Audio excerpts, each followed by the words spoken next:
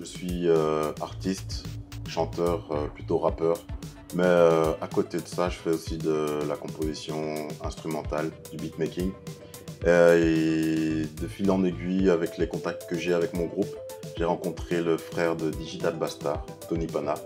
J'ai eu l'occasion d'échanger avec lui et il m'a montré ses projets, et dont son projet La Corde Sensible, qui était qu'au début du montage, quand j'ai pu le voir pour la première fois. Et moi, en tant que beatmaker, j'ai tout de suite été intéressé par le fait de pouvoir composer pour un film. La musique d'ambiance, c'est vraiment un monde différent, et ça, j'ai pu le constater en me plongeant dans ce projet. C'est vraiment ça qui m'a plu, c'est vraiment m'écarter du beatmaking traditionnel et vraiment explorer un monde où je pouvais exploiter mes instruments de la meilleure façon possible et vraiment aller dans tous les sens. À partir de rien, on peut faire toute une histoire. C'est-à-dire, à partir d'un instrument, je pouvais créer vraiment une ambiance selon les notes que je choisissais, selon le tempo que je choisissais. Il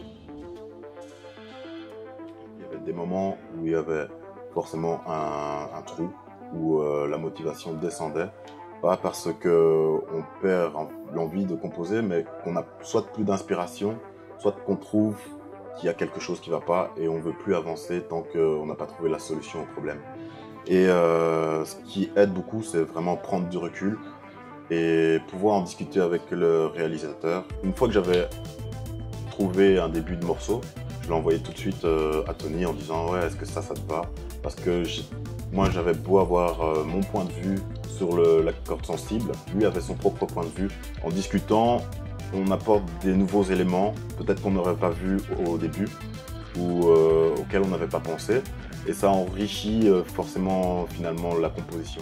J'ai réussi à augmenter mon niveau en termes de production de musique et à en arriver à un point où j'ai pu être satisfait de ce que je composais et aussi satisfaire les attentes du réalisateur.